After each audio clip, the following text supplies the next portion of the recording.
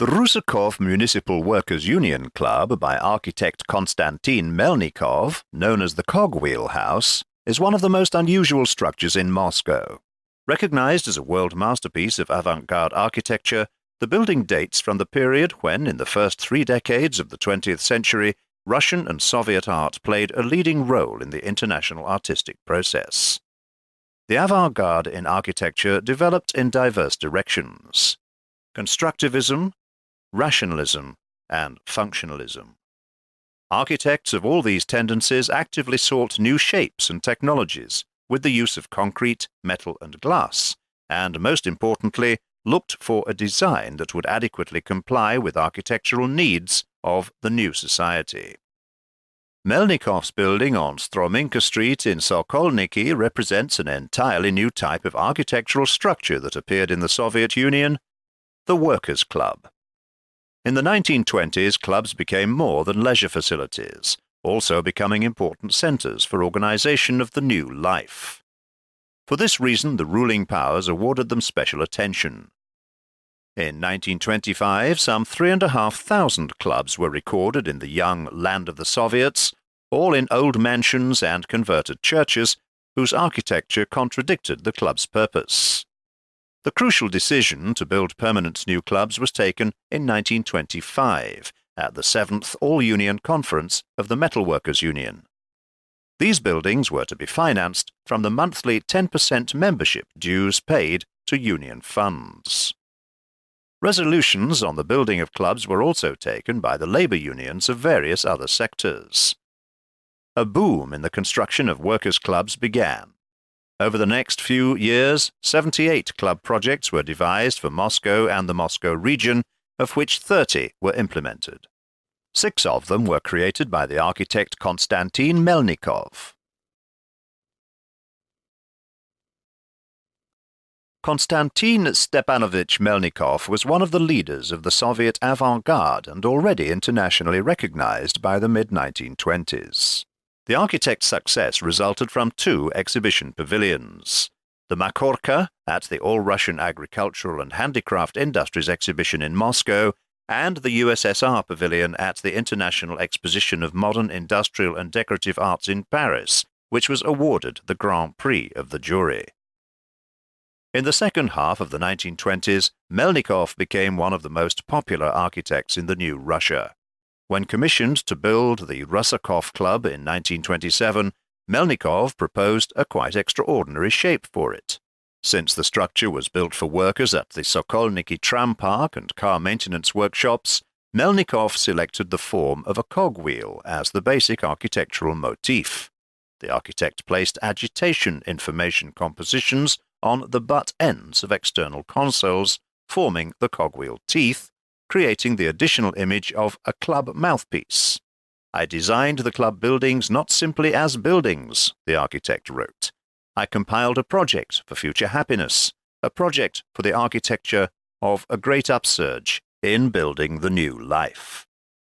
The side of the club facing Babaevskaya Street also boasts an original design consisting of rectangular and wedge-shaped prisms placed on top of one another.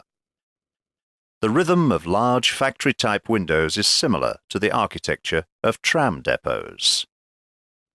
In the plan, the Rusakov Club takes the form of a wedge as dictated by the triangular plot allocated for the building on the corner of Strominka and Babaevskaya Streets. The main requirements for internal organization of the clubs provided for the possibility of expanding the space, the conversion of separate areas, equipment of the main auditorium and smaller auditorium for conferences, lectures and film shows, equipment of the halls for club and group meetings, a buffet canteen, recreation room, and games room. The plans and cross-section blueprints show that Melnikov envisaged a gymnasium with shower rooms and toilets, a cloakroom, public areas, a reading room, and cinema projection booth in the Rusakov Club. Beyond the stalls, the club's main auditorium fanned into 3 additional halls, which also formed the cantilevered cogwheel teeth.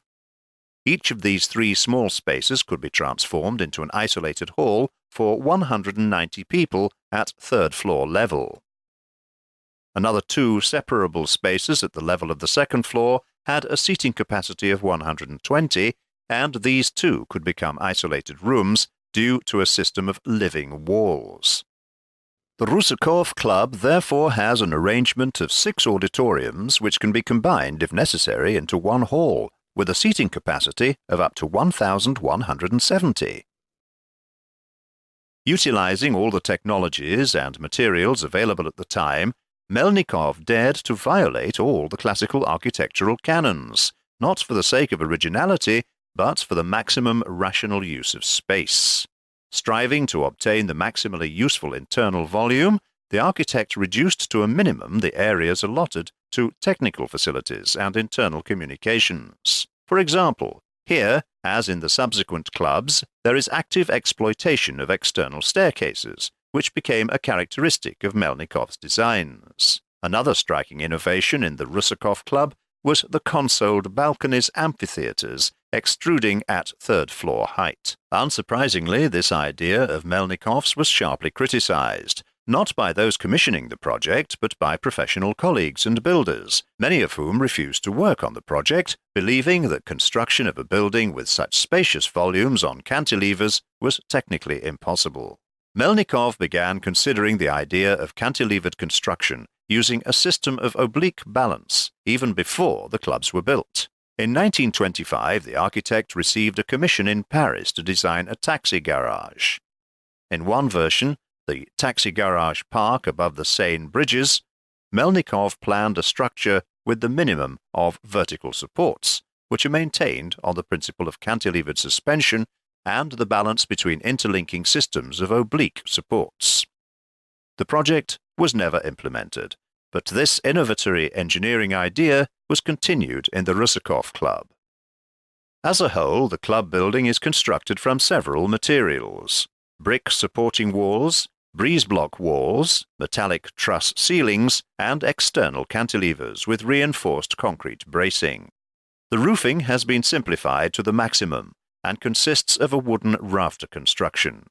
Architect Konstantin Melnikov's Rusakova Club partly lost its original structure and layout due to numerous alterations and restorations from the 1970s to 1990s. The last restoration, completed in 2015, to some extent corrected the situation, but the architect's original concept has not been fully recreated. Today, the Rusakova Club houses the Roman Viktiuk Theatre, and the club has therefore been returned to Muscovites in a form true to its original purpose, as an experimental centre for special events and performances.